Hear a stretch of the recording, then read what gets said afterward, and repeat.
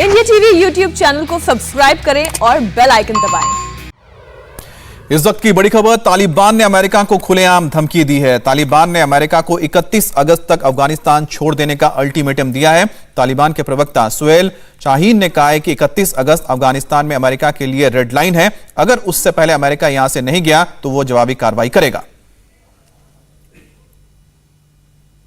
This is something you can say it's a red line. President Biden announced this agreement that until 31st of August they would withdraw all their military forces. So if they extend it, that means they are extending occupation.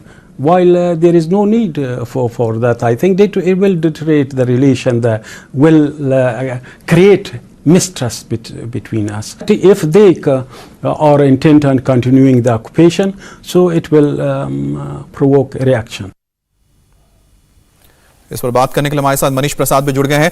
Manish, America ने पहले कहा था कि 31 तारीख तक वो सभी लोगों को बाहर निकाल लेंगे, अब के जो भी नागरिक हैं, लेकिन तालिबान का सामने आना और ये कहना कि अगर वो 31 तारीख तक नहीं ऐसा करते हैं तो फिर उनके खिलाफ कार्रवाई होगी, तो आखिरकार ये कहने की जरूरत क्यों पड़ गई और वहां पर क्या स्थिति बन रही है अमेरिका और तालिबान के बीच? अमित, ये दरअसल जो नॉर्दर्न और वेस्टर्न गेट पर इस समय झड़प हो रही है उसका रिपरकशन भी है, और जिस तरह से यूएस अपनी सिक्योरिटी के साथ इस हामिद करज़ई इंटरनेशनल एयरपोर्ट को पूरी तरीके से सिक्योर कर रहा है, दरअसल ये तालिबान की एक बहुत ज़्यादा बौखलाहट की वजह भी है। और उसके अलावा जो हमारे सोर्सेज बता रहे हैं वो बिहाइंड द सीन रहकर कई और लोगों को भी सपोर्ट कर रहा है, जिसकी वजह से इस समय तालिबान पूरी तरीके से बौखलाया हुआ है। दरअसल अमेरिका तालिबान को लगता है कि जो इस समय अफगानी नेशनल्स बाहर जा रहे हैं, अफगानी नेशनल्स देश छोड़ के जा रहे हैं, उसके पीछे तालिबान का एक प्रॉपर प्लान है और उसके पीछे अमेरिका का एक प्रॉपर प्लान है जिसके तहत वो वहां से लोगों को ले जा रहा है। और यही वजह है कि जब वेस्टर्न और नॉर्दर्न गेट के ऊपर जब बहुत सारे अफगानी नेशनल्स वहां पर इकट्ठा हुए तो उन्होंने फायर किया, भीड़ के ऊपर तितर बितर करने की कोशिश की। दरअसल यही वजह है। और उसके बाद उनको ये भी लग रहा है कि पंजशीर हो या फिर दूसरे एरियाज में जो इस समय तालिबान के खिलाफ आवाज उठ रही है उसमें अमेरिका का भी एक इंपॉर्टेंट रोल हो सकता है। खासतौर पे इस समय जो करीबन 3000 के लगभग सोल्जर्स, अमेरिकन सोल्जर्स यूएस जो हामिद करज़ई इंटरनेशनल एयरपोर्ट है उसमें मौजूद हैं, उसके अलावा यूएस एम्बेसी में मौजूद है जहां से चिनूक से बार बार टू एंड फ्रो किया जा रहा है। तो इसीलिए तालिबान का ये डर है, खौफ है कि कहीं एक बार फिर से जो दूसरे ब्लॉक के तौर पर अमेरिका और जो लाइक माइंडेड कंट्रीज हैं वो एक बार तालिबान के खिलाफ ना खड़ी हो जाए। दरअसल इसी वजह से वो अब सीधा सीधा अमेरिका को इस बात को कह रहा है कि अगर वो 31 के पहले नहीं जाता तो कंसिक्वेंसेस निपटने के लिए पूरी तरह से तैयार रहे। मनीष, कुल मिलाकर 8 दिन बचे हैं 31 तारीख के डेडलाइन को लेके। अमेरिका का जो टारगेट रहा है कि वो 50,000 लोगों को यहां से निकालेगा, क्या लग रहा है कि आपके सोर्सेज भी बता रहे होंगे कि क्या अमेरिका सक्सेसफुल रहेगा कि इतने लोगों को बाहर निकाल ले?